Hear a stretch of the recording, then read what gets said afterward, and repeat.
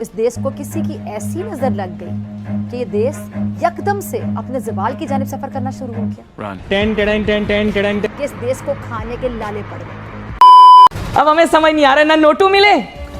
अब हम सऊदी को बोल रहे हैं पहले नोटू दो ना नोटू दो, वो कह रहे चल भाग जा, दौड़ जा यहाँ से।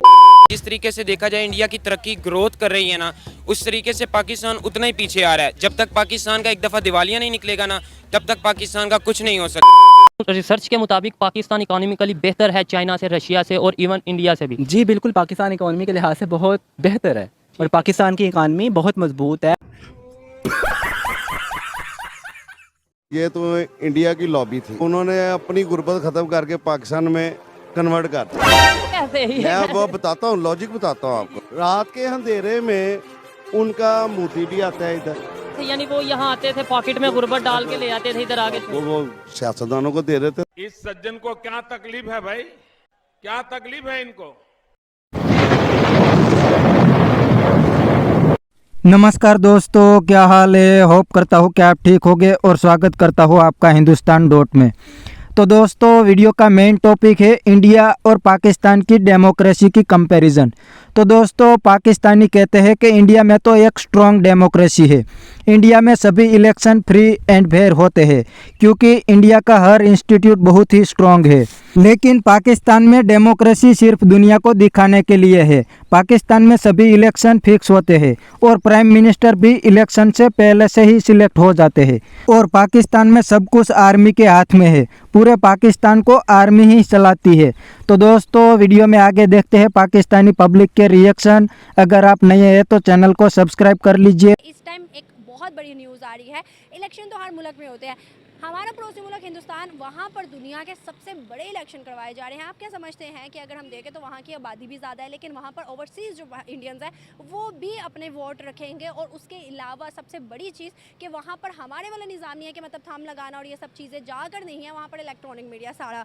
तो क्या समझते हैं कि जब ऑनलाइन सिस्टम है और सब कुछ है तो क्या होने वाला है? और सबसे बड़ा वोटिंग का निज़ाम दुनिया कह रही है कि इंडिया करवा रहा है। हकीकतन ये बात ऐसे ही है। उसकी मेन वजह ये है कि वहाँ इंस्टीट्यूशन बड़े स्ट्रांग हैं, बड़े मजबूत हैं। फ्राम द वेरी बिगनिंग जब नेहरू गांधी वगैरह थे, उन्होंने इस इंस्टीट्यूशन को बड़ा मुस्तहकम और मजबूत रखा है। हमारे इधर जो है ना, ये इधर ज़्यादा मार्शल आ रहा है। जो इंस्टीट्यूशन है वो तो बना ही नहीं ना, इसलिए हकीकतन जो है ना वो वहाँ का इंतखाब जो होगा वो बड़ा गैर जानबदाराना होगा और बड़ा सही इंतखाब होगा। और उन्होंने इस इंस्टीट्यूशन को बड़ा मजबूत और अच्छा रखा हुआ है। वहाँ लोगों के जो राइट्स हैं इलेक्शन के हवाले से वो इन्फ्रिंज नहीं होते, वो उनको जो है ना उसका ख़ात्मा नहीं होता। लोगों का राइट जो है ना उनको मिलता है। वो अगर इंतखाब किसी का करते हैं तो वो सही मायने में उसका रिज़ल्ट आता है।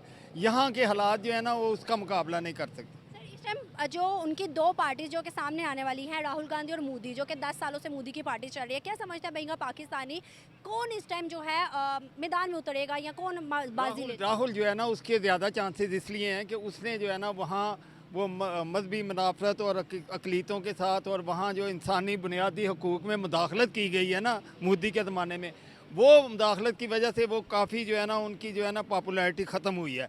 मेरे ख्याल में इंतखाब जो होगा ना उसमें राहुल गांधी की फैमिली ही जीतेगी।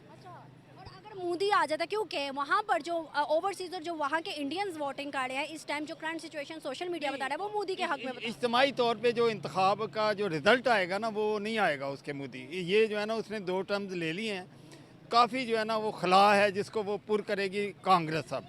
तो मेरे ख्याल में कांग्रेस ही जीतेगी।